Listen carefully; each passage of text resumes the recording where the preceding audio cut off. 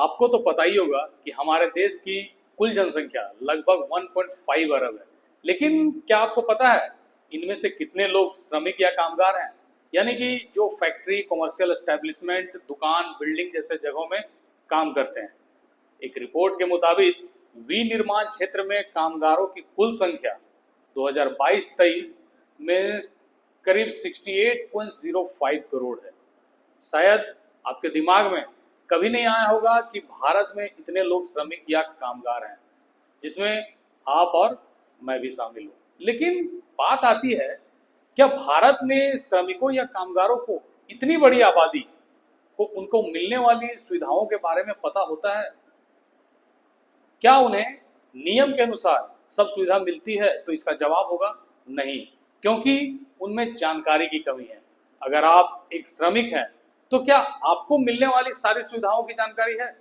अगर नहीं है तो इस वीडियो को देखने के बाद हो जाएगी। इस वीडियो में आप भारत में कर्मचारी को मिलने वाले लाभ, कर्मचारियों के लाभों को नियंत्रण करने वाले प्रमुख कानूनों को जानेंगे। जानकारी पूरा पाने के लिए वीडियो में अंत तक जरूर बने रहें। और अगर अब तक आप चैनल के सब्सक्राइबर नहीं हैं, ऐसी जानकारी पाने के लिए चैनल को सब्सक्राइब कर लें और बेल आइकन को दबाएं ताकि हमारे वीडियो का अपडेट आपको मिलता रहे। और वीडियो जानकारी भरी लगी तो वीडियो को लाइक करें और अपने दोस्तों को शेयर करना ना भूलें। तो चलिए शुरुआत करते हैं भारत में कर्मचारियों के लाभों को नियंत्रण करने वाले प्रमुख कानून के बारे में, जिसमें एम्प्लॉय स्टेट इंश्योरेंस एक्ट 1948 यानी कि कर्मचारी राज्य बीमा अधिनियम 1948 बहुत महत्वपूर्ण है। इसे ईएसआई भी कहा जाता है। इस ईएसआई अधिनियम का लाभ उन प्रतिष्ठानों के लिए है जहां 10 या अधिक कर्मचारी कार्यरत हैं, और इसका लाभ उन सभी कर्मचारियों जिसकी मासिक आय 21,000 या इससे कम है। इस लाभ के लिए नियोक्ताओं को कर्मचारी के वेतन से 3.25 के बराबर राशि कर्मचारी राज्य बीमा निधि में मासिक रूप से जमा करनी होती है, जबकि कर्मचारी को अपने वेतन का 0.75% मात्र बीमा निधि में जमा करना होता है। इसके बाद कर्मचारी बीमा निधि में संचित राशि से कुछ चिकित्सा लाभ, चिकित्सीय देखभाल, बीमारी लाभ, विकलांगता लाभ आदि सहित के हकदार होते हैं। दूसरी महत्वपूर्ण अधिनियम कर्मचारी भविष्य निधि और विविध प्रावधान अधिनियम 1952 है, जिसे इंग्लिश में employ provident fund and miscellaneous provision act 1952 भी कहा जाता है। ईपीएफ अधिनियम के तहत लाभ आमतौर पर उन प्रतिष्ठानों को मिलते हैं जहां 20 या अधिक कर्मचारी हैं। 15,000 रुपए प्रति माह या इससे कम कमाने वाले कर्मचारियों को ईपीएफ अधिनियम के तहत योजनाओं में अनिवार्य रूप से योगदान करना होता है, जबकि इस सीमा से अधिक कमाने वाले कुछ शर्तों के अधीन इससे बाहर निकल सकते हैं। इसके अलावा 15,000 से अधिक मूल वेतन और महंगाई भत्ता यानी कि डीए पाने वाले कर्मचारी ईपीएफ योजना के पैरा 26(6) के तहत विकल्प प्रस्तुत करके ईपीएफ सदस्य बन सकता है। यह 15,000 की सीमा से अधिक वेतन पर अंशदान और लाभ की अनुमति देता है, लेकिन इसके लिए कर्मचारी और नियोक्ता दोनों को संयुक्त अनुरोध की आवश्यकता होती है, यानी कि कर्मचारी और नियोक्ता दोनों को ईपीएफ से रिक्वेस्ट करना होगा। लेकिन यदि कर्मचारी का प्रारंभिक मूल वेतन और महंगाई भत्ता 15,000 से अधिक था तो वह कर्मचारी पेंशन योजना के लिए पात्र नहीं हो सकता है। ईपीएफ अधिनियम के तहत 3 मुख्य योजनाएं बनाई गई हैं, जिसमें पहला है कर्मचारी भविष्य निधि योजना 1952, दूसरा है कर्मचारी पेंशन योजना 1995 और तीसरा है कर्मचारी जमा सहबद्ध बीमा योजना 1976। ईपीएफ के लिए कर्मचारी को अपने मूल वेतन, महंगाई भत्ते और प्रतिधारणा भत्ते का 12% भविष्य निधि योजना में योगदान करना आवश्यक है। यह नियोक्ता द्वारा कर्मचारी की ओर से वेतन से मासिक कटौती के रूप में किया जाता है और भविष्य निधि में जमा किया जाता है। फिर नियोक्ता को इस कर्मचारी योगदान के बराबर राशि भी जमा करनी होती है। हालांकि नियोक्ता के 12% योगदान में से 8.33% पेंशन योजना के तहत स्थापित पेंशन निधि में जाता है। 0.5% जमा सहबत बीमा योजना के तहत स्थापित जमा सहबत बीमा निधि योजना में जाता है और शेष 3.17% भविष्य निधि में जमा किया जाता है। एक और महत्वपूर्ण अधिनियम ग्रेजुटी भुगतान अधिनियम 1972 है, जिसे इंग्लिश में पेमेंट ऑफ ग्रेजुटी एक्ट 1972 कहा जाता है। ग्रेजुटी अधिनियम उन सभी कर्मचारी, चाहे वो कामगार हो या ना हो, को ग्रेजुटी के भुगतान का प्रावधान करता है जो प्रतिष्ठानों में कार्यरत हैं। और यहाँ प्रतिष्ठानों का मतलब सिर्फ कारखानों से नहीं है, बल्कि दुकानों और अन्य वाणिज्यिक प्रतिष्ठानों यानी कि कमर्शियल एस्टेब्लिशमेंट सहित में कार्यरत सभी ग्रेजुटी भुगतान के हकदार होते हैं, जिनमें 10 या अधिक व्यक्ति कार्यरत हैं। सभी कर्मचारी ग्रेजुटी का हकदार होता है, लेकिन ग्रेजुटी भुगतान के लिए कुछ नियम बनाए गए हैं। यदि आप इस नियम के अंदर आते हैं तो आप भी ग्रेजुटी भुगतान के हकदार होते हैं। नियम के अनुसार यदि कर्मचारी किसी भी परिस्थिति में कम से कम 5 वर्षों तक निरंतर सेवा की हो, मृत्यु या विकलांगता की स्थिति को छोड़कर, जैसे कि 5 वर्ष की सेवा के बाद रिटायरमेंट होना या त्यागपत्र देना या दुर्घटना या बीमारी के कारण मृत्यु या विकलांगता हो जाने की स्थिति में वह ग्रेजुटी भुगतान का हकदार होता है। किसी कर्मचारी के ग्रेजुटी भुगतान की गणना उसके अंतिम 15 दिनों के वेतन को सेवा के वर्षों की संख्या से गुना करके की जाती है। यानी कि अगर कोई कर्मचारी 10 वर्षों तक कार्य किया है तो उसके ग्रेजुटी भुगतान राशि उसके अंतिम महीने के 15 दिनों के वेतन गुने 10 होगा। और अगर कर्मचारी 1 वर्ष में 6 महीने से अधिक कार्य किया है तो उसे 1 वर्ष के रूप में गिना जाता है। इसे तो मैंने समझाने के लिए ऐसे बताया है, लेकिन इस संबंध में गणना के लिए एक फॉर्मूला निर्धारित किया गया है। इसके अलावा स्वास्थ्य सेवा और बीमा यानी कि हेल्थ केयर एंड इंश्योरेंस भी श्रमिकों के लिए बहुत महत्वपूर्ण रखता है। स्वास्थ्य सेवा और बीमा खास तौर पर निजी क्षेत्र पर लागू मुख्य कानून जैसे कि ईएसआई अधिनियम, बीमारी, मातृत्व, विकलांगता और कार्यस्थल पर चोट के कारण मृत्यु जैसे आकस्मिकताओं में कर्मचारियों के लिए चिकित्सा लाभ प्रदान करता है और बीमित व्यक्तियों और उनके परिवारों को चिकित्सा देखभाल प्रदान करता है। इसके अतिरिक्त ईसीए यानी कि एम्प्लॉयर्स कंपनसेशन एक्ट नियोक्ताओं को कार्यस्थल पर लगी चोटों के कारण कर्मचारियों की मृत्यु, विकलांगता के मामले में मुआवजा निर्धारित तरीके से गणना करने और दिलाने में मदद करता है। सरकार ने एक महत्वाकांक्षी सार्वभौमिक स्वास्थ्य योजना प्रधानमंत्री जन आरोग्य योजना भी शुरू की है, ताकि यह सुनिश्चित किया जा सके कि गरीब और कमजोर आबादी को द्वितीयक और तृतीयक अस्पताल में भर्ती होने के लिए प्रति परिवार प्रति वर्ष 5 लाख रुपए तक का स्वास्थ्य बीमा कवरेज प्रदान किया जाए। इन सब के अलावा निजी क्षेत्र में अधिकांश बड़े नियोक्ता अपने कर्मचारियों और उनके तत्काल आश्रितों को चिकित्सा बीमा लाभ प्रदान करते हैं और इस संबंध में लागत भी वहन करते हैं। छुट्टियां और वार्षिक अवकाश भी श्रमिकों को मिलने वाली लाभों में शामिल है।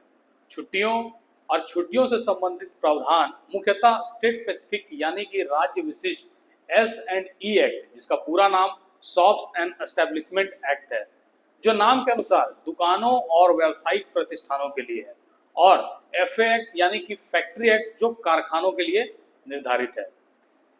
फैक्ट्री एक्ट और कुछ S&E एक्ट में कहा गया है कि प्रतिष्ठान प्रत्येक सप्ताह में कम से कम एक दिन, आमतौर पर रविवार, बंद रहेंगे। हालांकि कुछ राज्यों जैसे महाराष्ट्र, कर्नाटका और तमिलनाडु के S&E एक्ट में यह प्रावधान है कि कुछ प्रतिष्ठान सप्ताह में सभी दिन खुले रह सकते हैं, बशर्ते कि वे प्रत्येक कर्मचारी को कम से कम 24 घंटे का साप्ताहिक अवकाश दें।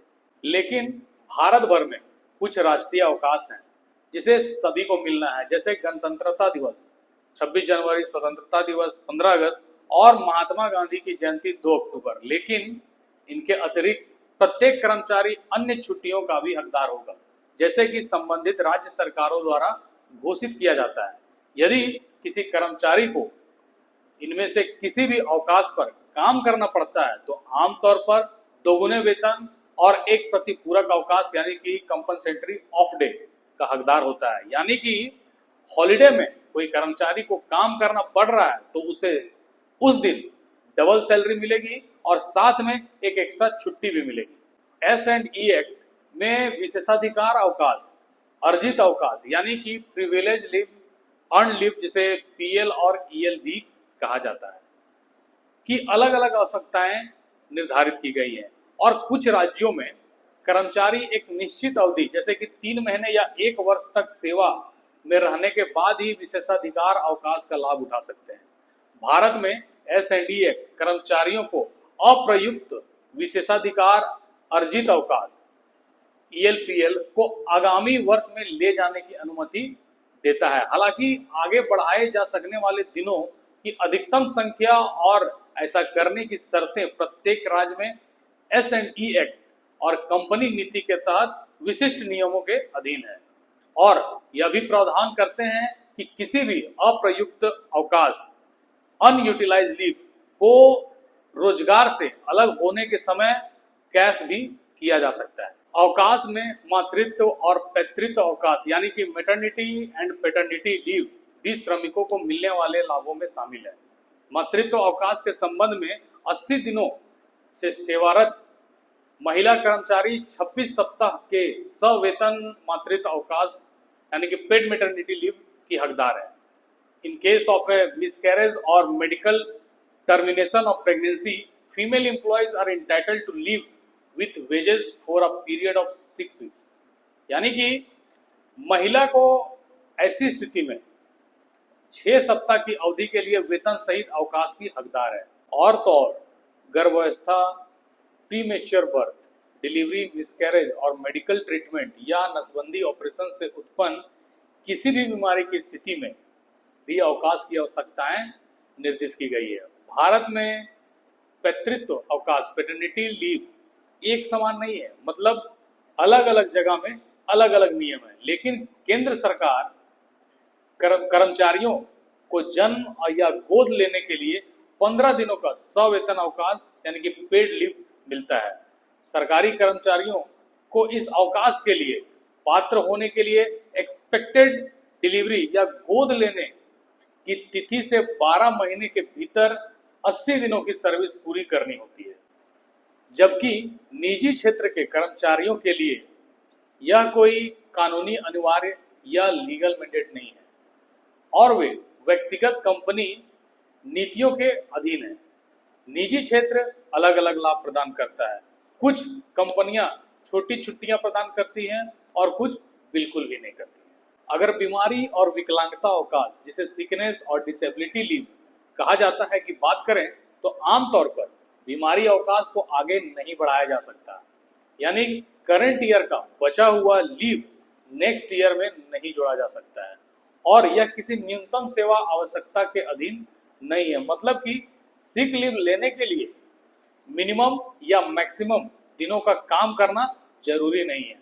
भारत में बीमारी और विकलांगता अवकाश मुख्य रूप से राज्य विशिष्ट S&E एक्ट पर निर्भर करता है, जहां अधिकांश निजी क्षेत्र के कर्मचारियों को सालाना 6 से 12 दिनों का सवेतन बीमारी अवकाश मिलता है, जिसमें 2 से 3 दिनों से अधिक की अनुपस्थिति के लिए अक्सर चिकित्सा प्रमाण पत्र की आवश्यकता होती है।